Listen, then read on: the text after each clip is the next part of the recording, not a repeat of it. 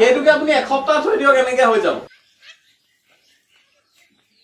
মগু বনোৱাৰ নিচিনাই ঘাঁহৰ গুটিবিলাক আমি ভিজাই লওঁ, ভিজাই ট্ৰেখনত দি এখন টাৱেলো ল'ব পাৰে, ঢাকি থৈ দিব লাগে আৰু পানী ছটিয়াব লাগে, তেতিয়া এনেকুৱা ঘাঁহ হ'লে। এইবিলাক হাইড্ৰপনিক্স বুলি কয়। এইখিনি ফাৰ্মত এনেকুৱা ঘাঁহৰ খেতি কৰি দিছে, এইবিলাক হাইড্ৰপনিক্স বুলি কয়।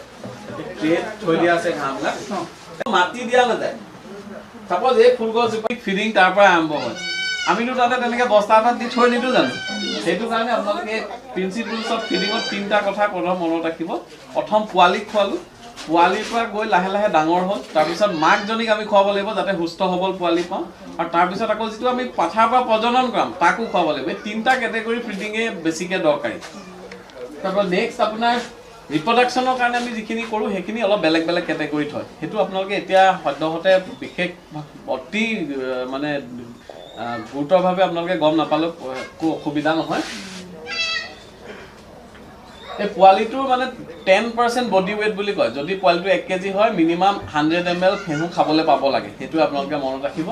তাৰপিছত যিমান সোনকালে পাৰে, মই কৈছোঁ আধা ঘণ্টা যে, আধা ঘণ্টাটো থাম্ব ৰুল হিচাপে থাকে। কি হয়, পোৱালি দিয়াৰ পৰা আধা ঘণ্টালৈকে মাকজনী নিজে জল ভৰিবলৈ বা নিজে সুস্থ হ'বলৈ অকণমান সময় লাগে। আৰু কিছুমান থাকে হৰমনেল ৰিলিজ, সেইবিলাক আৰু আপোনালোক গোটেই মহিলাসকলে গম পাবই। সেইটো কাৰণে বৰ বিশেষ একো চিন্তা কৰিবলগীয়া নাথাকে। ছাগলীজনীয়ে নিজে পোৱালিটো বিচাৰিবই সেইখিনি সময়ৰ ভিতৰত। কয় তেতিয়াহ'লে কি হয়, পোৱালিৰ পেলু সংক্ৰমণবিলাক মাটি দৰকাৰ নাই। আপোনালোকে কঠীয়াবিলাক তুমত থোৱা দেখিছে নাই, যে ভিজাই থৈ যায় ধান খেতি কৰি, তেতিয়া কি হয়, শিপাবিলাক ওলাই থাকে আৰু ইমানখিনি অকণমান 1-2 ইঞ্চি ওলাই নহয় বেছি দিন থৈ দিলে। সেইটোকে আপুনি এসপ্তাহ থৈ দিয়ক এনেকৈ হৈ যাব। আমাৰ এনাজৰী উন্নয়ন সমিতিৰ উদ্যোগত অসম কৃষি বিশ্ববিদ্যালয়ৰ সহযোগত আপোনাৰ ষ্টেট ইনোভেশ্যন এণ্ড ট্ৰেন্সফৰমেশ্যন আয়োগ, মানে ৰাজ্যিক উদ্ভাৱনা আৰু ৰূপান্তৰণ বিভাগৰ দ্বাৰা আমি এটা প্ৰজেক্ট পাইছিলোঁ আপোনাৰ। এইটো গুড ফাৰ্মিঙৰ ওপৰত প্ৰজেক্টটো, স্পেচিয়েলি মাইকী মানুহবিলাকক ছাগলী দিব আপোনাৰ।